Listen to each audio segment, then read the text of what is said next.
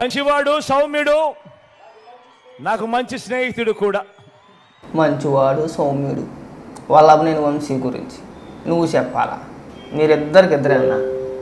నువ్వు మంచివాడివే, నువ్వు సౌమ్యుడివే, అలాగే వల్లభనేని వంశీ కూడా. అవి మామూలు మంచితనం కాదు. వల్లభనేని వంశీయే మంచివాడు, సౌమ్యుడు అయితే నీ దృష్టిలో కొడాలని కూడా దేవుడేమో కదా అన్న. ఎలివేషన్ ఇతను కూడా సిగ్గు ఉండాలన్న. ఇంకా వినిపిస్తున్నా ఒక నిమిషం.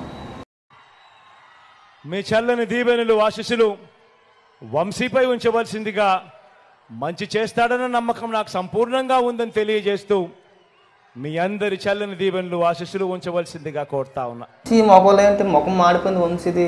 అంటే గతంలో వంశీ చేసిన మాటలు గుర్తొచ్చుంటాయన్న.